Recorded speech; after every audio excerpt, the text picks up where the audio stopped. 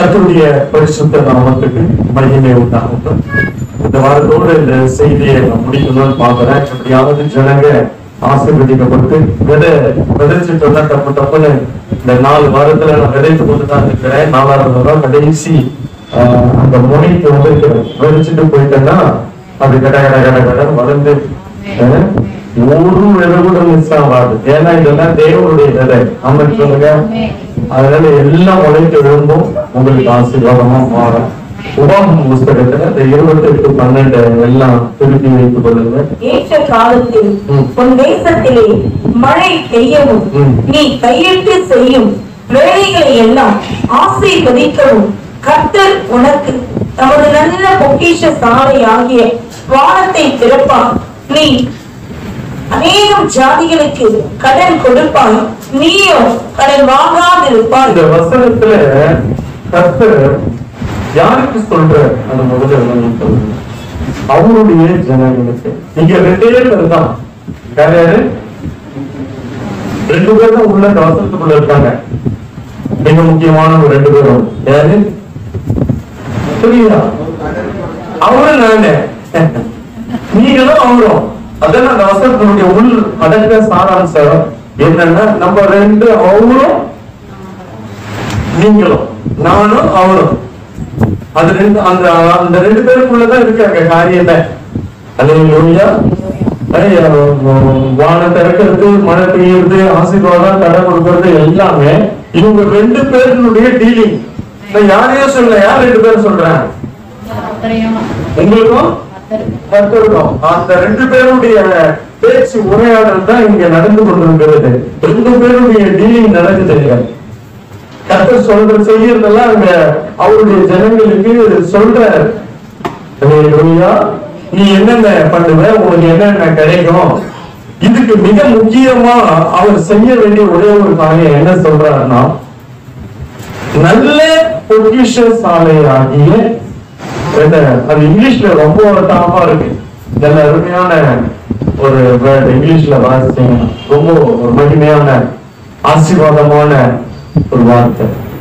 தமது நல்ல பொக்கிஷ சாலையாகிய வானத்தை உனக்கு தரணும். அது பாருங்க, 2 பேருடைய உரையாடல் இருக்கு. 2 பேருடைய ஐக்கியம் தெரியுது, 2 பேருடைய தொடர்பு தெரியுது, 2 பேருடைய உறவு தெரியுது. பாருங்க, கர்த்தருடைய பரிசுத்த நாமத்துக்கு மகிமை உண்டாகட்டும்.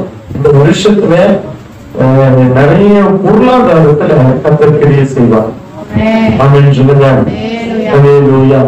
இந்த வருஷம் நீங்க விசுவாசமா இருக்காங்க. ஏன்னா நான் கூட அதுல நிறைய அடிபட்டு வந்திருக்கிறேன். நீங்களும் நிறைய என்னை விட அதிகமா அடிபட்டு வந்திருக்கலாம். ஆனாலும் கர்த்தர் நமக்கு, எனக்கு, உனக்கு எல்லாருக்குமே, நமக்கு மாத்திரம் இல்ல, நம்மையும் தாண்டி நம்மை போல விசுவாசமா பரிசுத்தத்துல சாட்சியில உறுதியா ஆண்டவரோட ஐக்கியத்துல இருக்கிற அத்தனை பேருக்கும் இந்த வார்த்தை பொருந்தும். கர்த்தருடைய பரிசுத்த நாமத்துக்கு மகிமை உண்டாகட்டும். அத்தனை பேருக்கும் இந்த வருஷத்துல நாம் சொல்ற பொருளாதாரத்துல உங்க தலையை கர்த்தர் உயர்த்துவார்.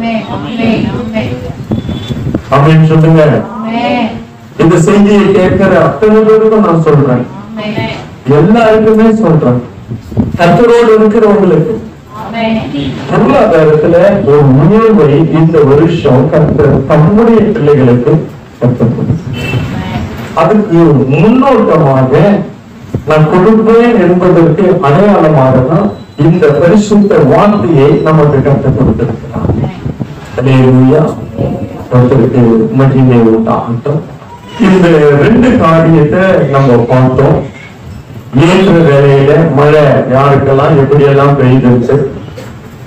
2வது கையிட்டு செய்யும் வேலையெல்லாம் கர்த்தர் ஆசீர்வதிப்பேன்னு சொல்லி இருக்கிறாரு. அது எப்படி என்னன்றத இந்த 3 வாரத்துல நம்ம பார்த்தோம். இப்போ கர்த்தர் தமது நல்ல பொக்கிஷ சாலையாகிய வானத்தை திறப்பாரு. ஒரு 2-3 குறிப்புதான் யாருக்கு எப்படி வானத்தை திறக்கிறாருன்னு பார்க்க போகிறோம். அதுக்கு முன்பாக மேலோட்டமா ஒரு சின்ன 2-3 வசனங்களை நான் உங்களுக்கு சொல்லுவேன். ஆதியாகமம் புஸ்தகம் 49:25 வாசிங்க. ஒரு தகப்பனுடைய தேவனாலே அப்படி ஆயிற்று, அவர் உனக்கு துணையாய் இருப்பார். சர்வ வல்லவராலே அப்படி ஆயிற்று, அவர் உயர வானத்தில் இருந்து உண்டாகும் ஆசீர்வாதங்களினாலும் கீழே ஆழத்தில் உண்டாகும் ஆசீர்வாதங்களினாலும் ஸ்தனங்களுக்கும் கர்ப்பங்களுக்கும் உரிய ஆசீர்வாதங்களினாலும் உன்னை ஆசீர்வதிப்பார். ஆமென்.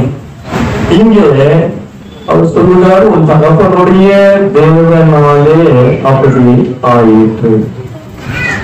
அப்போ யாருக்கு யார் சொல்லுகிறார் என்று பார்த்தா, யாக்கோபு நீங்க ஆசீர்வாதத்தை சொல்றார். யாக்கோபு அவர்தான் உன் தகப்பனுடைய தேவனாலே, யாக்கோபின் தேவனாலே ஆயிற்று. அல்லேலூயா. அவனுக்கு தகப்பன் ஈசாக்கு, ஈசாக்குக்கு தகப்பன் அவன்தான். இங்க அதுக்கு முன்னாடில நம்ம போக தேவையில்லை. யாக்கோபு அங்க பிள்ளைகள் எல்லாம் ஆசீர்வதிக்கிறாங்க. உன் தகப்பனுடைய தேவனால அப்படி ஆயிட்டு, அவர் உனக்கு துணை இருப்பான். சர்வ வல்லவராலே அப்படி ஆயிட்டு, அவர் உயர வானத்திலிருந்து உண்டாகும் ஆசீர்வாதம். அல்லேலூயா. அப்ப பாருங்க, நம்ம பூமிக்குரியவர்களையே சுத்தி சுத்தி சுத்தி சுத்தி வந்துட்டு இருக்கிறோம். இங்கதான் இந்த பூமியில தான் ஏதோ பெரிய ஆசீர்வாதம் இருக்குன்னு நினைக்கிறோம். இல்ல, மேல கூட ஆசீர்வாதம் இருக்கு. ஆமென். அல்லேலூயா. கர்த்தருடைய பரிசுத்த நாமத்துக்கு மகிமை உண்டாகட்டும். இங்க இருக்கிற ஆசீர்வாதத்தை யார் வேணாலும் சுதந்திரிக்க முடியறதுக்கு வாய்ப்பு இருக்கு. ஒரு திருட்டு பயிர் கூட வாய்ப்பு இருக்கு. நான் சொல்றது புரியுதுங்களா? இங்க பூமிக்குரிய ஆசீர்வாதம் யாருக்கு வேண்டாலும் வரும் போகும், யார் வேணாலும் சுதந்திரிக்க முடியும். எங்கேயோ ஒரு இடத்துல பணம் இருக்குங்க, ஒரு டப்புன்னு போய் அழிச்சுட்டு போயிடலாம். திருடருக்கு கூட அந்த உரிமை இருக்கு. இங்க உலக பிரகாரமான பூமிக்குள்ள சுத்துற ஆசீர்வாதத்துல கை வைக்க. ஆனா மேல இருந்து வருகிற ஆசீர்வாதத்தை கர்த்தர் மாத்திரம் தான் கொடுக்க முடியும். இதை யாரையும் கொடுக்க முடியாது. இரண்டாவது, அது யாருக்கு கொடுக்கிறாருன்னா தம்முடைய பிள்ளைகளுக்கு, அவரோடு நெருங்கிய உறவுல இருக்கிறவங்களுக்கு கர்த்தர் கொடுக்கிறார். யாக்கோபு கர்த்தருடைய மனுஷன், யோசேப்பு கர்த்தருடைய மனுஷன். அந்த மாதிரி கர்த்தருடைய பிள்ளைகளுக்கு, தேவனுடைய பிள்ளைகளுக்கு, தேவனுடைய பிள்ளை என்பது அதிகாரத்தோடு வாழ்ந்து அவருடைய பிள்ளை என்று வாழ்ந்து காட்டுகிறவர்களுக்கு கர்த்தர் வானத்திலிருந்து உண்டாகும் ஆசீர்வாதம். அதுக்கப்புறம் பாருங்க, கீழே ஆழத்தில் உண்டான ஆசீர்வாதங்களினாலும் உண்மை ஆசீர்வதிப்பார். இருக்கட்டும், ஆசீர்வதிப்பார். மேலே வானத்திலிருந்து உண்டாகும். அப்போ மேல ஒரு பெரிய ஆசீர்வாதம் இருக்கு. ஆனா நிறைய பேருக்கு மேல கண்ணே போறதில்லை. இங்க கீழே குனிஞ்சி குனிஞ்சி கீழே பூமிக்கு தான் கண்ணு போடும். பூமியில இருக்கிற ஆசீர்வாதம் அது தேவைதான். அதையும் கர்த்தர் கொடுக்க வல்லமை உள்ளவர் என்பதுக்கு நான் நிறைய வசனம் இருக்கு, நான் சொல்லிடுவேன். ஆனா நம்ம மேல இருக்கிற ஆசீர்வாதத்தை பார்க்கவே இல்லை, பார்க்கறதும் இல்லை, கேட்கறதும் இல்லை. நமக்கு என்ன, இங்க பூமியில இருக்கிற இங்க இருக்கிற பணம், நகை, பொருளும் போடுற அது இது பொருளுங்க, ஏசி, காரு, இது இப்படி உலகத்துல உண்டான ஆசீர்வாதங்களை சுத்தியே நம்ம மனம் இருக்கிறது. கொஞ்சம் பிராண்டா மேல இருக்கிற ஆசீர்வாதத்தையும் எனக்கு கொடுங்கன்னு கேட்டீங்கன்னா கற்றுக் கொடுத்தான். இப்ப மேல இருக்கு இந்த பூமியில ஒன்றும் பண்ண முடியல, பயங்கர நெருக்கம், போராட்டம், கடல். அதனாலதான் இப்ப கர்த்தர் அதுக்காக என்ன பண்ணாருன்னா வானத்துல மேல இருக்கிற ஆசீர்வாதத்தை வருஷிக்க போறார். மேல இருக்கிறத கொஞ்சம் கொடுத்து நம்மளை உழைக்க போறார். அதான் சொல்ற, அவர் உயர வானத்திலிருந்து உண்டாகும் ஆசீர்வாதத்தினாலே மேல ஒரு ஆசீர்வாதம் இருக்கப்பா, அது என்ன பார்த்தீங்கன்னா நிச்சயமா கிடைக்கும். இங்க பூமியில இருக்கிற ஆசீர்வாதம் இங்க இருக்கும், போயிடும், நிலைச்சு நிக்கிறது இல்லை. ஒரு சில நேரத்துல அதை நான் கொடுத்தனா கர்த்தருடைய ஆசீர்வாதமே ஐஸ்வர்யத்தை. அதோட அப்போ மேல ஒரு ஆசீர்வாதம் இருக்கு. இனிமேல் நம்ம மேல கொஞ்சம் பார்ப்போம். அப்படின்னு சொல்லுங்க. அதே லோயா பாருங்க, அப்படி என்னதான் வருதுன்னு பார்ப்போம். ஆசீர்வாதம் சொல்றாரு, மேல இருந்து இன்னொரு கொண்டோன்றாரு. என்னதான் கொண்டோம் நம்ம வாழ்க்கையில பாருங்க, வரும்போது பாருங்க. அப்படின்னு சொல்லுங்க. நமக்கு பூமிக்குரிய ஆசீர்வாதம் எல்லாம் நல்லா தெரியும், என்னென்ன இருக்குன்றது நல்லா தெரியும் இல்ல. கண்ணால பாக்குறோம், டிவியில பாக்குறோம், அப்படியே பார்க்க முடியல கூட டிவியில பாக்குறோம், மற்ற இதுல பாக்குறோம். இந்த உலகத்துல உள்ள வைக்க, ஆனா மேல இருக்கிற ஆசீர்வாதம் உன் கண்கள் காணும்படி கர்த்தர் வாழட்டும். கர்த்தருடைய பரிசுத்த நாமத்துக்கு மகிமை. இப்போ வாசிங்க ஆதியாகம புஸ்தகத்தை திருப்பிக் கொள்ளுங்க. 28வது அதிகாரம் 12 வாசிங்க. அங்கே அவன் ஒரு சொப்பனம் கண்டான். இதோ ஒரு ஏணி பூமியிலே வைக்கப்பட்டிருந்தது, அதன் நுனி வானத்தை எட்டி இருந்தது. அதிலே தேவ தூதர் ஏறுகிறவர்களும் இறங்குகிறவர்களுமாய் இருந்தார்கள். அதற்கு மேலாக கர்த்தர் நின்று யாக்கோபு நித்திரை தெளிந்து விழித்த போது, மெய்யாகவே கர்த்தர் இந்த ஸ்தலத்தில் இருக்கிறார், இதை நான் அறியாதிருந்தேன் என்றான். அவன் பயந்து, இந்த ஸ்தலம் எவ்வளவு பயங்கரமா இருக்கிறது, இது தேவனுடைய வீடே அல்லாமல் வேறு அல்ல, இது வானத்தின் வாசல். இது வானத்தின் வாசல். இந்த இடம் ஒரு வானத்தினுடைய வாசலா இருக்கிறது. வானத்தை திறக்கக்கூடிய வாசல் இந்த இடத்துல இருக்கிறது. வானத்தை திறக்கக்கூடிய இடமா இந்த பூமி இருக்கிறது. அப்படின்னு சொல்லுங்க, நீ இருக்கிற இடம் ஒரு ஏணியை கட்டப்பட்டு போடுறார். அதனுடைய நுனி வானத்தை தொட்டதாய் இருக்கும். அப்படின்னு சொல்லுங்க, அந்த ஆசீர்வாதங்கள் இறங்கும் உனக்கு. கர்த்தருடைய பரிசுத்த நாமத்துக்கு மகிமை உண்டாகட்டும். இந்த ஒரு வானத்தின் வாசல் சொல்றாரு, அங்கே ஒரு ஏணி பூமியிலே வைக்கப்படும். ஒரு ஏணி, அது நுனி வானத்தை எட்டி. இந்த பூமிக்கும் வானத்துக்கும் அந்த ஏணி ஒரு தொடர்பை ஏற்படுத்தி இருந்தது. அல்லேலூயா. கர்த்தருடைய பரிசுத்த நாமத்துக்கு மகிமை உண்டாகும். அங்கே ஒரு ஏணி அந்த இடத்துல இருந்தது. அந்த படுத்த இடத்தை தான் சொல்றாரு. 13 வாசிகள் பிடிப்பாக, கர்த்தர் நீ படுத்திருக்கிற பூமியை உனக்கும் உன் சந்ததிக்கும் தருவேன். அப்படி பாருங்க, அந்த இடத்துல என்ன இருந்தது? ஒண்ணும் கிடையாது. அந்த இடத்துல ஒண்ணும் இல்லை, அந்த இடத்துல ஒண்ணுமே இல்லை. ஆனா யாத்திராகமத்துல வாசிக்கிறோம், அந்த இடத்துல கர்த்தர் ஏற்கனவே ஆதியாகமத்துல பின்னாடி சொல்றாரு, பாலும் தேனும் ஓடுகிற இடம். யாத்திராகமத்துல சொல்றாரு, பாலும் தேனும் ஓடுகிற இடத்துக்கு உங்களை எகிப்துக்கு போயிட்டாங்க. எகிப்து ஆபிரகாம் ஈசாக்கு யாக்கோபுக்கு நான் வாக்குத்தத்தம் பண்ணியே அந்த இடத்தை தந்தேன். அதே கானானை குறிச்சு நிறைய நம்ம ஆதியாகமத்துல பைபிள் ஸ்டடியில பார்த்தோம். அப்ப பாருங்க, அந்த இடத்துல ஒண்ணுமே இல்லாத இடம், அது ஒரு ஆசீர்வாதமும் இல்லாத இடம். கல்ல வச்சு படுத்தான், அவ்வளவுதானே கேட்டாங்க, வேற ஒண்ணுமே இல்லை. ஆனா அவனுக்கு தரிசனத்துல கர்த்தர் காண்பித்து விட்டார். ஒரு ஏணி அந்த இடத்துல பூமிக்கும் வானத்துக்கும் ஒரு ஏணி வைக்கப்பட்டிருந்தது. அந்த ஏணியின் முடி வானத்தை தொட்டிருந்தது, அது முடி வானத்தை எட்டி இருந்தது. அவன் போயிட்டான்.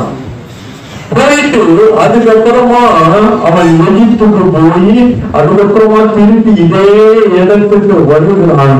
அந்த இடம் அவன் மதித்து அவனுடைய அடக்கம் பண்ணப்பட்டு வருது. ஆனா கர்த்தர் வாக்குத்தத்தம் பண்ணினது, உனக்கும் உன் சந்ததிக்கும் அவனுக்கு கொடுத்தாரு, அவன் சந்ததிக்கும் கொடுத்தாரு. ஆனா அந்த இடம் அதுக்கு பின்னாடி மாறி ஒரு அழகான மகிமையான ஆசீர்வாதமான ஒரு தேசமாய் கட்டப்பட்டது.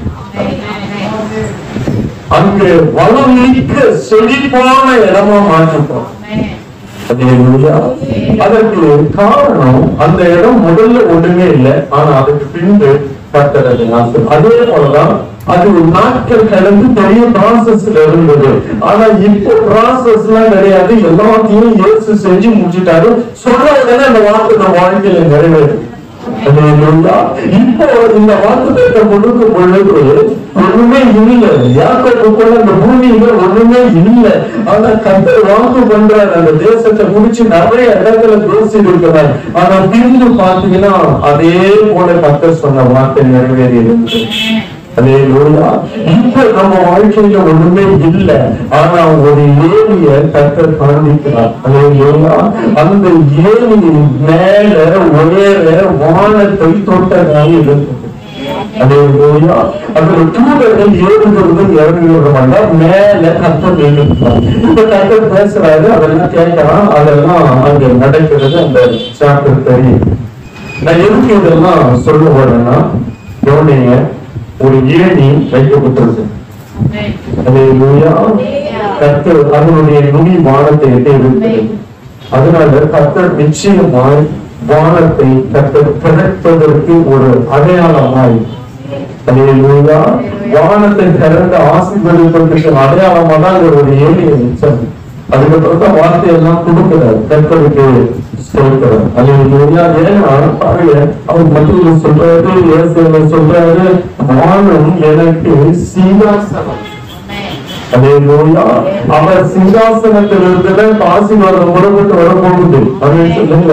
எல்லா தொற்று பொருளை நீங்க ஆயத்தமா இருங்க அப்படின்னு சொல்லுங்க. பொருளாதாரத்துல இந்த வருஷத்துல பெரிய உயர்வை கர்த்தர் கொடுக்க போகிறார் நம்முடைய பிள்ளைகளுக்கு அப்படின்னு சொல்லுங்க. பரிசுத்த நாமத்துக்கு மகிமை உண்டாகட்டும். கிட்ட 2-3 வசனம் தான் சொல்லுவேன், சொல்லி நான் முடிக்கிறேன். யாருக்கு வேண்டும்? லூக்கா 3:21 வாசி. ஜனங்கள் எல்லாரும் ஞானஸ்நானம் பெற்ற போது இயேசுவும் ஞானஸ்நானம் பெற்று ஜெபம் பண்ணுகையில் வானம் திறக்கப்பட்டது. அல்லேலூயா. ஜெபிக்கிற தேவ பிள்ளைகள் நம்மள ஞானஸ்நானம் எடுத்துட்டோம். அல்லேலூயா. ஜெபம் பண்ணி, அதாவது எதுக்கு எப்போ வானம் திறக்கப்படுதுன்னா, அவர் வானத்தை திறந்து இடமில்லாத மட்டும் ஆசீர்வதிக்க போகிறார். தமது நல்ல பொக்கிஷ சாலையாகிய வானத்தை திறப்பார். ஜெபிக்கிற ஜெபத்துல உறுதியா நிக்கிற தேவ பிள்ளைகளுக்கு. ஏன்னா ஜெபிக்க பிள்ளைகள் என்ன அதிகாரம் பெற்று இருக்கிறார்கள்? சொந்த பிள்ளைகள், குமாரர்கள் என்று அடையாளம் பெற்றிருக்கிறாங்க. பின்னாடி வர வசனம் வாசிங்கன்னா தெரியும். என்னுடைய நேசகுமாரன் உண்மையில் பிரியமா இருக்கிறேன் என்றெல்லாம் அந்த வானத்தை திறந்து பேசப்படுகிறது. அங்கிருந்து கேட்கிறாங்க. ஆனா வானம் யாருக்கு திறக்கப்படுகிறது என்றால் ஜெபிக்கிற தேவ பிள்ளைகளுக்கு எல்லாருக்கும் கர்த்தருடைய பரிசுத்த நாமத்துக்கு மகிமை உண்டாகட்டும். நம்ம இங்க இருக்கிற தெய்வ பிள்ளைகள் என்ன நினைக்கிறாங்கன்னா, ஜெபிச்சா அற்புதம் நடக்குது, அது நடக்குது, இது பண்ணுது, அது வரணும், இது வரணும், சுகம் கிடைக்கணும், இதெல்லாம் நடக்கணும். அதுக்கும் மேற்பட்டு அதுக்கும் மேலாக ஜெபிக்கிறவர்களுக்கு கர்த்தர் வானத்தை திறக்க போகிறார். வானத்தை திறந்து என் தேவன் உங்களை இடம் கொள்ளாத மட்டும் ஆசீர்வதிக்கப்பட்டார்.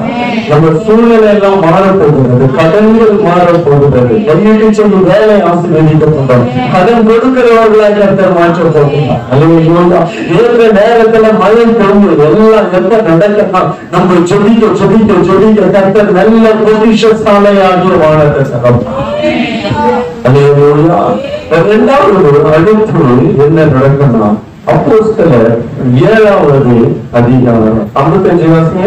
அவன் பரிசுத்த ஆவியினாலே நிறைந்தவனாம் வானத்தை அண்ணாந்து பார்த்து தேவனுடைய மகிமையையும் தேவனுடைய வலது பாரிசத்தில் இயேசு வானவர் நிற்கிறதையும் கண்டு, அதோ வானங்கள் திறந்திருக்கிறதையும் மனுஷகுமாரன் தேவனுடைய வலது பாரிசத்தில் நிற்கிறதையும் காண்கிறேன் என்று. எப்படி எந்த சூழ்நிலையில அந்த வானம் திறந்திருக்கிறத பார்க்க முடியும், அங்கே மனுஷகுமாரன் இருக்கிறத பார்க்க முடியும், எப்ப நமக்கு அந்த வானத்தை திறந்து ஆசீர்வாதம் இறங்குறத பார்க்க முடியும்னா, அவன் எப்ப எந்த ஸ்தானத்திலிருந்து பார்த்தான் என்றால் பரிசுத்த ஆவியினாலே நிறைந்தவனாய் வானத்தை பார்த்த பொழுது வானம் திறந்திருக்கிறதையும் இயேசுவானவர் அங்க நிற்கிறதையும் பார்க்கிறான். அவன் சூழ்நிலையில விட்டு அதெல்லாம் பார்க்க வேண்டாம். அதெல்லாம் வேண்டாம் நம்மளுக்கு.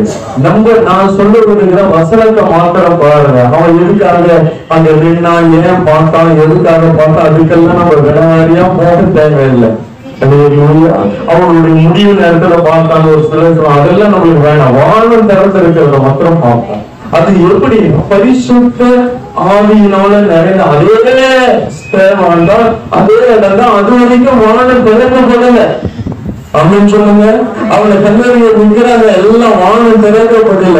ஆனா எப்போ அவன் பரிசுத்த ஆவியினால நிறைந்தவனாய் காணப்பட்டானோ வானம் திறந்திருக்கிறதையும் மனுஷகுமாரன் தேவனுடைய வலது பாரிசத்தில் இருக்கிறதையும் காண்கிறேன் என்று சொன்னார். அல்லேலூயா.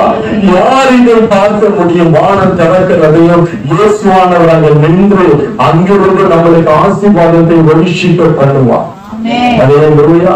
வானம் எப்ப திறக்கணும்? பரிசுத்த ஆவியில நிறைந்திருப்போம் என்றால் நிச்சயமாய் வானம் திறக்கப்படும். அல்லேலூயா. பரிசுத்த ஆவியானவரை அசட்டை பண்ணக்கூடாது. முதல்ல சொன்ன வானம் யாருக்கு திறக்குதுன்னா ஜெபிக்கிறவங்களுக்கு திறக்குது வானம். அல்லேலூயா. இரண்டாவது வானம் எதுக்கு திறக்குதுன்னா பரிசுத்த ஆவியானவருக்கு திறந்திருக்கிறதாய் காண்பிக்கப்படுகிறது. அல்லேலூயா. கர்த்தர் உனக்கு தமது நல்ல பொக்கிஷசாலையாகிய வானத்தை திறப்பாரு. நீ இந்த காரியத்துல இருக்கும் பொழுது வானத்தை திறக்கிறார். இவருடைய ஒட்டு வசனங்கள் எல்லாம் வானத்தை திறக்கிறது. எப்படி திறக்கிறாரு, எங்க திறந்திருக்கு, எதன் மூலமா திறக்கப்பட்டது, இதைதான் நம்ம ஆராயலாம். அந்த முன்ன பின்ன சாப்டர் விடு, அப்புறம் பார்த்துக்கலாம். ஆனா வானம் திறந்திருக்குது இல்ல, அப்ப யாருக்கு திறக்கிற? கர்த்தர் சொல்லிட்டாரு, வாக்குத்தத்தம் பண்ணிட்டாரு. அப்ப யாருக்கு திறக்கிறார்? நான் ஜெபம் பண்ண வானம். பரிசுத்த ஆவியில நிறைகிறவர்களுக்கு வானம் திறக்கப்படும். அல்லேலூயா. பரிசுத்த நாமத்துக்கு மகிமை உண்டாகும். ஒரு வசனம் இருக்கு, மல்கியா 3:10. என் ஆலயத்தில் ஆகாரம் உண்டாய் இருக்கும்படி தசம பாகங்களை எல்லாம் பண்ட சாலையிலே கொண்டு வாருங்கள். அப்பொழுது நான் வானத்தின் பலகணிகளை திறந்து இடம் கொள்ளாமல் போக மட்டும் உங்கள் மேல் ஆசீர்வாதத்தை வருஷிக்க மாட்டேனோ என்று அதனால் என்னை சோதித்து பாருங்கள். இங்கே இன்னொரு வானம் திறக்கப்படுகிறது. என்னன்னா, அங்க ஜெபித்த பொழுது வானம் திறந்தது, பரிசுத்த ஆவியால நிறைந்த பொழுது வானம் திறந்தது. அடுத்து இந்த இடத்துல காணிக்கை தசம பாகத்தினால வானத்தை கர்த்தர் திறக்கிறது. அல்லேலூயா. அதனால அதனுடைய சாராம்சம் தான் அதை நான் சொல்ல வருகிறேன். நான் வானத்தை பலகணிகளை திறந்து இடம் கொள்ளாமல் போக மட்டும் உங்கள் மேல் ஆசீர்வாதத்தை வருஷம். இந்த ஆசீர்வாதம் எங்கிருந்து வருது? எங்கிருந்து வருது? கத்துக்கிறது அங்கிருந்துதான் வருது. எல்லாருக்குமே வானத்தை மேல இருந்து. அல்லேலூயா. நான் வானத்தின் பலகணிகளை திறந்து அந்த நோக்கில இருக்கு, அப்ப மூடப்பட்டிருக்கு. இவர்தான் திறக்கணும். இவரை திறக்க வைக்கிறது எது? அதாவது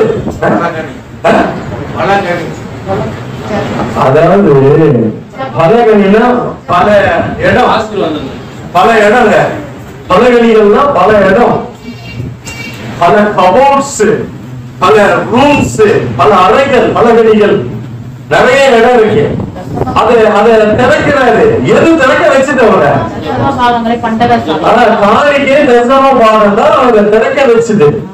அல்லேலூயா. கர்த்தருடைய பரிசுத்த நாமத்துக்கு மகிமை உண்டாகட்டும். இதுவரை தேவ ஜனங்கள் இதுக்காக எவ்வளவோ செலவு பண்ணிட்டாங்க. அதெல்லாம் மறந்து வைக்கப்பட்டிருக்கு. அப்படின்னு சொல்லுங்க. அதுக்குண்டான பலன் வரணும் இல்ல? அப்படின்னு சொல்லுங்க. அல்லேலூயா. அதுக்குண்டான பலன் வரணும். ஏன்னா நீ நிறைய தேவ ராஜ்யத்துல விதைச்சிருக்கிற, எவ்வளவோ காணிக்க கொடுத்திருக்கிற, எவ்வளவோ தசம பாகம் கொடுத்திருக்கிற, எவ்வளவோ இந்த ஊழியத்தை தாங்கி இருக்கிற, இதுக்குண்டான பலன் தான் இந்த வருஷம் வானத்தை திறக்க போகிறது. அல்லேலூயா. அல்லேலூயா. கர்த்தருடைய பரிசுத்த நாமத்திற்கு மகிமை உண்டாகட்டும். எத்தனையோ பேர் இதுல கணக்கு பார்க்கல, எவ்வளவு பேர் உங்களை கையை திறக்கிறதுக்கு நீங்க உங்க மனசை அடைக்கல, திறந்திருக்கிறீங்க. எவ்வளவு ஊழியத்துக்கு கொடுத்திருக்கிறீங்க, ஊழியக்காரர்கள் தாங்கி இருக்கு. சபையை தாங்கி இருக்கிறீங்க. பொருளாதாரத்துல சபையில ஆகாரம் உண்டாயிருந்தா இன்னைக்கு நம்ம சபையில இருந்து எடுத்து பண்றதுக்கு அதுக்குண்டான காரியம். இப்படி நான் என்ன மொத்தமா என்ன சொல்ல வரேன்னா, காணிக்கை தசம பாகங்களினாலே உறுதியாய் நின்றவர்கள், அதை செய்தவர்களுக்கு கர்த்தர் வானத்தின் பலகணிகளை தர. அப்போ நான் இதுவரையும் குடுவிய எனக்கு திறமை இறங்க மாட்டார், அவ்வளவுதானா போச்சா அப்படின்னு ஒரு சில கேஸ் இருப்பான். அவங்களுக்கு நான் சொல்றேன், குடுக்கல நான் கூட உன் மனசளவுல ஒரு சின்ன பொருட்களை இது வரைக்கும் விட்டுருங்க, இது வரைக்கும் விட்டுருங்க. நம்ம கான்செப்ட் சொன்னாரு பாருங்க, 3 வருஷம் எல்லாம் விட்டுலாம் பாஸ்டர், இந்த வருஷத்துல இருந்து அவங்க சண்டை போன வருஷம் எல்லாம் விட்டுருங்க, தள்ளுபடி பண்ணிடலாம், விட்டுருங்க, அதை விட்டுருங்க, கேட்க வேணாம், அது கேட்டா பிரச்சனை வருதுன்னாங்க. சரி பிரதர் விட்டுலாம் பிரதர், அப்படியே செய்யலாம் இந்த வருஷம். அந்த மாதிரி நான் என்ன சொல்றேன்னா, அப்படி இந்த வரைக்கும் கொடுக்கல அப்படின்னா பரவாயில்ல, டைம் இருக்கு, நாட்கள் இருக்கு, இனிமேட்டு கூட செய்யலாமே இல்ல. அப்போ அதுல ஒரு ஆசீர்வாதத்தை கட்டளை நான் போன வாரமா முந்தின வாரம் சொன்னேன்னு பாருங்க. இதற்கு கூட இதுல நிறைய காரியங்கள் இடரெல்லாம் வந்தது, நிறைய காரியம். ஆனாலும் அதையெல்லாம் மேற்கொண்டுதான் இன்னைக்கு நாங்க நிற்கிறோம். இந்த காரியம் இது நிறைய பேர் சொன்னா தவறா விளையாடக்கூடிய காரியமா கூட போயிடும். ரெண்டாவது ஒரு சில விதண்டாவாத கேசுங்க இருக்கு, அதெல்லாம் பழைய ஏற்பாட்டோட முடிஞ்சிடுச்சு. அவங்க என்கிட்ட வந்தா நிறைய வசனத்தை புதிய ஏற்பாட்டுல இருந்து எடுத்து கொடுத்தாங்க, நிறைய ஆதாரம் இருக்கு, வசனம் இருக்கு. நிறைய பேர் அது பழைய ஏற்பாட்டுல முடிஞ்சிச்சு. அது காணிக்கை தசம பானம் என்பது அந்த சாபத்தை கலாத்தியர்ல சாபம் எதுக்கு சாபத்தை உடைச்சாருன்றது சத்தியம் தெரியாம பேசுறாங்க. நிறைய பேர் அது பழைய ஏற்பாட்டோட முடிஞ்சிடுச்சுன்றாங்க. இல்ல, அதனுடைய பழைய ஏற்பாடு இல்லாம புதிய ஏற்பாடு இல்ல, புதிய ஏற்பாடு இல்லாம பழைய ஏற்பாடும் கிடையாது. பழைய ஏற்பாடு சொன்னதை நிறைவேற்றுவதுதான் புதிய ஏற்பாடு. பழைய ஏற்பாட்டை வாக்கு பண்ணதெல்லாம் நிறைவேற்றுவதுதான் புதிய ஏற்பாடு. இதுல நிறைய பேர் குழப்பி ஜனங்கள் எல்லாம் திசை மாற பண்ணி, ஏன்னா அந்த சொல்றவனுக்கு பாத்தீங்கன்னா ஒரு சமயம் இருக்காது, அவனுக்கு எந்த ஊழியம் இருக்காது, அவனுக்கு இதே வேலை. நிறைய பேர் இதை பண்றாங்க. அவனுக்கு பேர் ஒரு சபை வச்சு சபை நடத்தினா, ஜனங்களை நடத்தினா தெரியும், ஜனங்களுக்கு ஒரு தலைவன் தான் போய் சொல்லிச்சா தெரியும், உடம்பு இல்ல போனா தெரியும். ரெண்டாவது அவங்க தூக்கணும், நல்ல காரியம் கெட்ட காரியம் இவ்வளவு இருந்து ஒரு சபைக்கு வாடகை கொடுத்து எல்லாம் நடத்தினா அவனுக்கு தெரியும் அந்த தசம் பாகம் காணிக்கலாம் இதான்ட்டு. இந்த அனாத்துக்காக வீடியோல போட்டு அது பழைய ஏற்பாடு, அது ஒரு சாபம் அப்படி இப்படி அவருக்குள்ள போய் ஆராய்ச்சி பார்த்தீங்கன்னா அவருக்கு ஒண்ணுமே இல்லை. அவன் வெறும் வீடியோல பேசுறவனா தான் இருப்பான். ஜனங்களை திசை திருப்பி கொடுக்க வைக்காம விதைக்க போடுறதாங்க ஆசீர்வாதம். பவுல் தெளிவா சொல்லியிருக்காரு, பல ஆயிரம் வசனங்கள் ஆதாரங்கள் இதுல இருக்கு. விதைக்காம அறுவடை பண்ண முடியாது. கர்த்தருடைய பரிசுத்த நாமத்திற்கு மகிமை. கர்த்தர் நல்லது. நாமே காணிக்கை தசமமாக வெளியே ஒரு பெரிய ஆசீர்வாதத்தை நான் சொல்றேன், கவனிங்க. இதுவரைக்கும் நீங்க எவ்வளவோ இதுக்காக ஊழியத்துக்காக கொஞ்சம் கவனிங்க. நான் முடிக்க போகிறேன், கொஞ்சம் ஒரு 5 நிமிஷம். நான் இதோட இந்த செய்தியை முடிஞ்சிடும். இதுக்கு மேல நான் விதைச்சு முடிச்சுட்டேன். அவ்வளவுதான். முளைத்து எழுமணும், அதை என் கண்ணால நான் பார்க்கணும். அதுதான் நான் இப்ப அடுத்து நான் செய்ய போறேன். விதைச்சதெல்லாம் நான் கண்ணீரோடு ஜெபம் பண்ணுவேன், கண்ணீரை ஊத்துவேன். அது உங்க வாழ்க்கையில முளைக்கிறது கொஞ்சம் மிஸ் ஆயிடாதீங்க. கொஞ்சம் என்ன கவனிங்க, முடிக்க போகிறேன். இப்போ பாருங்க, கர்த்தர் இதுல ஒரு பெரிய ஆசீர்வாதத்தை வச்சிருக்கிறார். எனக்கு நல்லா தெரிய இந்த ஊழியத்துக்காக நீங்க எவ்வளவோ கொடுத்திருக்கீங்க, எவ்வளவோ செஞ்சிருக்கிறீங்க, எங்களுக்கு கொடுத்திருக்கிறீங்க, ஊழியத்தை தாங்கி இருக்கிறீங்க, இந்த சபையை தாங்கி இருக்கிறீங்க, சொன்ன ஒண்ணு கொண்டு வந்து வைக்கிறீங்க, இவ்வளவு பண்ணிருக்கீங்க. உங்களுக்கு என்ன பலன் என்பதை தான் இப்ப நான் சொல்றேன். விதைச்சதுக்கு அறுவடை வேணும் இல்ல, அவங்க விதைச்சிருக்கிறீங்க. சும்மாவா விதைக்க முடியும்? ஒண்ணுமே வராதுன்னா ஒரு விவசாயி விதைப்பான், எதுவுமே அறுக்க முடியாதுன்னா விதைப்பான். நம்பிக்கையோட விதைக்கிறாங்க. 3 மடங்கு அறுக்கிற ஆண்டாயிரம் தானே விதைக்கணும். நம்பிக்கை இல்லாம யாரும் விதைக்க முடியுமா? அறுவடையே கிடையாது, அறுவடையே வராதுன்னு சொல்லி எவ்வளவு விதைப்பாங்க. இது பல 100 மடங்கு அறுக்கணும் ஆண்டவர் இதுல இருந்து தான் விதைப்பான். தண்ணீரோட விதைக்கிறவர்கள் அறிந்தாங்க. ஆமென் சொல்லுங்க. அந்த தண்ணீரோட விதைக்கிறவங்க எவ்வளவு தண்ணீர் அவங்க வாழ்க்கையில கஷ்டம், அவங்க போராட்டத்தின் மத்தியில, பிரச்சனை மத்தியில விதைக்கிறாங்க பாருங்க. அவங்க கம்பீரத்தோட இருப்பாங்க. அதுதான் இந்த நிமிஷம். எவ்வளவோ கர்த்தருக்காக வைராக்கிய பாராட்டி செஞ்ச அத்தனை ஜனங்களையும் கர்த்தர் விடமாட்டாருங்க. அத்தனை பேருக்கு ஆசீர்வாதம் உண்டு. அந்த ஆசீர்வாதம் என்னன்னா கர்த்தர் வானத்தை திறப்பார். இடமாக மட்டும் ஆசீர்வதிப்பார். கர்த்தருடைய வானத்தின் பலகடிகளை திறந்து இடமாக மட்டும் உங்கள் முறை ஆசீர்வாதத்தை பரிசீல மாட்டோம்னு பாருப்பா, நீ கொடுத்து பாரு. இது பழைய ஏற்பாட்டோட முடியல, புதிய ஏற்பாட்டுல பல இடத்துல இருக்கு, பல வசனங்கள் இருக்கு. ஆனா உற்சாகமாய் கொடுக்கிறவன் இடத்துல தேவன் பிரியமா இருக்கிறார். கட்டாயமாய் அல்ல, வசனமாயும் அல்ல. அதுதான் ரொம்ப முக்கியம். யார் உள்ளத்துல மோசே சொல்றாங்க, யார் உள்ளத்துல ஏவப்பட்டு கொடுக்குறாங்களோ அங்க மட்டும் வாங்கப்பா. அதே அதனால நம்ம கட்டாயப்படுத்துறது கிடையாது. இது இங்க இந்த தவறுதான் நிறைய பேர் யூடியூப்ல பழகிட்டாங்க. கட்டாயப்படுத்தி வாங்குறது என்பது தவறு அப்படின்னு சொல்லுங்க. அதை நம்ம ஒத்துக்க முடியாது. கட்டாயப்படுத்த நம்ம சொல்றோம், அவ்வளவுதான். வசனத்தை விதைக்கிறோம். நீ எல்லாம் ஒரு சில இடத்துல கட்டாயப்படுத்திட்டாங்க. ஒரு குடும்பம் மாசமான தவறாம 5000 கொடுக்கணும். இன்னமும் ஒரு சில சபைகளுக்கு என்னால சொல்ல முடியும். இல்லைன்னா வேற சபை பாத்துங்க, கொடுத்தா இங்க இருக்க கொடுத்தாதான் உங்களுக்கு எல்லாம் நாங்க பண்ண முடியும் பரவாயில்லைன்றாங்க. ரெண்டாவது கேட்டு வாங்குறாங்க, கேட்கறாங்க. நீ இதை வாங்கி கொடு, நீ இதை செய், நீ இதை செய். நம்ம யாராவது ஒருத்தர் உங்களுக்கு கர்த்தர் ஏவனா செய்யுங்கன்னு சொல்லலாம். நமக்கு இந்த சபைக்கு இது தேவைங்க, இப்ப இன்னும் கூட எவ்வளவு தேவை இருக்கு நம்ம சொல்றோம். யாரால முடியுமோ அந்த முடிஞ்சவங்க கர்த்தர் சொல்லணும். கர்த்தர் சொல்லாம ஒருத்தரும் ஒரு ரூபா கூட கொடுக்க முடியாது. அவன் எவ்வளவு பெரிய போலீஸ் இருந்தாலும் நம்ம பக்கத்திலேயே உட்காருவான், சேர போட்டு நம்ம கிட்டே பேசுவோம். நான் அந்த மாதிரி பெரிய பெரிய டாப் எல்லாம் பார்த்துட்டு வந்தேன். எவ்வளவு கொடுக்க முடியாது, கர்த்தர் சொல்லாம கொடுக்க முடியாது. கர்த்தர் சொல்லி கொடுக்கிறது ஆசீர்வாதம். கர்த்தர் ஒரு நபரை சொல்லி கொடுக்க வைக்கிறாம அப்ப கர்த்தருக்கு அவருக்கு நல்ல தொடர்பு இருந்தாதான் அவர் சொல்ல முடியும், ஏற்க முடியும். கர்த்தரிடத்துல தொடர்பே இல்லாம எந்த மனுஷனும் கொடுக்க முடியாது. கர்த்தரே தொடர்பு இருக்கிறவங்க கிட்டதான் கர்த்தர் பேசுவாரு. எப்பாங்க ஊழியத்துக்கு எது கொடு, ஊழியக்கார கஷ்டப்படலாம், இதுக்கு அவனுக்கு இதை கொடு, அதை கூட இதை செய்யுங்க.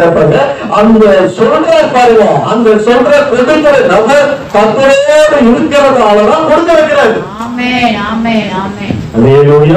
நான் வாழும்போது கூட அப்படிதான் ஜெபம் பண்ணி வாழ்கிறேன். சந்தோஷமா ஆண்டவரே அவங்களுக்கு உங்களுக்கு நல்ல தொடர்பு இருக்கிறது ஆண்டவரே. அதனாலதான் நீங்க சொன்ன உடனே போய் படிச்சு கொடுக்குறாங்க ஆண்டவரே. அப்ப உங்களுக்கு அவங்களுக்கு நிறைய ஐக்கியம் இருக்கிறது, தொடர்பு இருக்கிறது. அந்த தொடர்பு உங்களுக்கு ஐக்கியத்தை நமக்கு தான் கர்த்தர் மனுஷன் உள்ளத்தை ஏறி கொடுக்க வைக்கிறார். அதை விடிச்சுட்டு நம்ம அடிச்சு கொடுக்கிறதோ வலுக்கட்டாயமா கொடுக்கிறதோ கேட்கிறதோ கிடையாது. அதை நம்ம அங்கீகரிக்கிறது இல்லை, அதை ஏற்றுக்கொள்றது இல்ல சபையில. இந்த மாசம் ஒண்ணுமே கொடுக்கல, தசமானம் காணிக்கலாம், கர்த்தர் உன்னை எப்படி ஆசிரியப்பார், ஒழுங்கா கொடு அப்படின்னு நம்ம சொல்ல முடியாது, சொல்லவும் கூடாது. அது நம்ம சத்தியத்துல காணிக்க தசமா கொடுத்தீங்கன்னா உங்களை ஆசீர்வதிப்பா, கர்த்தர் பெருக்க பண்ணுவார். அவ்வளவுதான், அதோட விட்டுருந்தோம். வலுக்கட்டாயப்படுத்தக்கூடாது. நான் சொன்ன பாருங்க, எனக்கு கேலண்டர் போடும் போது வாக்குத்தத்தம் போடும் போதுதான் கூட சொன்னாங்க ஜிபே போன்பே போடுங்க. யூடியூப்ல கலர் கலரா நடுவுல விடுவாங்க பாருங்க, அந்த மாதிரி விடுங்க. எப்ப அவங்க மூடி ஆசீர்வதிக்க போறது? இப்படியே இருக்கீங்களா நீங்க? அப்படியே வந்துட்டீங்களா? இனிமேட்டாவது நீங்க நல்லா இருக்க வேண்டாமா? இந்த 2025ல யூடியூப்ல நடுவுல கேப்ல விடுங்கயா. போன்பே ஜிபே ஊழியத்தை கத்த பிடிக்குவாரு. ஏதோ கொஞ்சம் ஜனங்களாவது என்னோட இருக்கிறாங்க, அதையும் முட்டு கொடுக்க நான் விரும்பல. அப்படிலாம் நான் போட மாட்டேன். கொடுக்கிறவங்க எப்படி வேணாலும் கொடுப்பாங்க. அந்த ஒரு போன் நம்பர் பாருங்க, இங்க நம்ம யூடியூப்ல போன் நம்பர் போடுறோம். அந்த போன் நம்பர்ல எல்லாமே இருக்கு. கர்த்தர் ஏன்னா அவன் அந்த நம்பரை செக் பண்ணி போட்டு பார்த்து பார்க்கட்டும். அந்த கீழே நான் போன் நம்பருக்கு கீழே ஜெப உதவிக்கு போட்டு விட்டேன். அதை நான் அந்த ஜெபத்தை வியாபாரம் பண்ண முடியுமா? ஜெப உதவியை எடுத்துட்டு போன் பே அந்த இடத்துல கொடுக்க முடியுமா? என் போன் நம்பர் இருக்கு, என் போன் நம்பர் கீழே ஜெப உதவின்னு போட்டுதான் போன் நம்பர் போடுறேன். ஜெப உதவியை தூக்கிட்டு ஜிபே போன் பே நம்பர் ஒரே அடிதான் எனக்கு சுருக்கணும் இருப்பாரு. போன் பே ஜிபே பண்ண நான் ஊழியத்துக்கு வந்தேன். உன்னை அழைக்கும் போது இதெல்லாம் நான் என்ன அழைக்கும் போது பட்டன் போன் தான் இருந்தது. எந்த ஆண்ட்ராய்டு இல்ல. நான் பட்டன் போன் தான் ரொம்ப நாளா வச்சிருந்தேன். அப்பெல்லாம் ஏன் ஆண்ட்ராய்டு போன் பே ஜிபே எல்லாம் பேங்குக்கு தான் போனோம். நான் உன்னை அழைச்சு இத்தனை வருஷமா நடத்தி இருக்கிறேன். அப்ப நீ அது பின்னாடியே போ. அதையே அதை கொடுமை பார்த்து அதை பேசு, என்ன பேசாதேன்றார். நீ என்ன குறிச்சு பள்ளிப்படத்துல தயவு செய்து பேசுறாதப்பா, நீ அதை பத்தியே பேசு, அதுதானே உனக்கு முக்கியம் சொன்னாங்க. அதுல போடு, இதுல போடு. என்னையா உண்மை இப்படியே இருந்த போறீங்க, இப்படியே இருந்து என் காலத்தை முடிச்சாலும் உண்மையா இருந்துட்டு போகும். ஏன் கேலண்டர்ல வாக்கு திட்டத்துல போட்டா என்னையா ஐயோ தயவு செய்து போட்டோ போட சொல்லுவாங்க. போட்டோ கூட நான் போடுறேன். எதுக்கு அப்படி எழுது? ஆண்டோடைய வார்த்தை இருந்தா போதும். வார்த்தையை பார்த்து நம்ம பின்னாடி வச்சாங்க. நம்ம போட்டோ பார்த்து ஏதாவது வந்தா நம்மளதான் ஏதாவது பொருளை கொடுக்குறோமா இருப்போம். நம்ம போட்டோ பார்த்து நம்ம இது பார்த்து நம்ம ஸ்டைல பார்த்து நம்ம இது பார்த்து வந்தாங்கன்னா நம்மளுக்கு அவன் தான் முள்ளு. வார்த்தையை பார்த்து வந்தாங்கன்னா நம்மளுக்கு ஆசீர்வாதம்.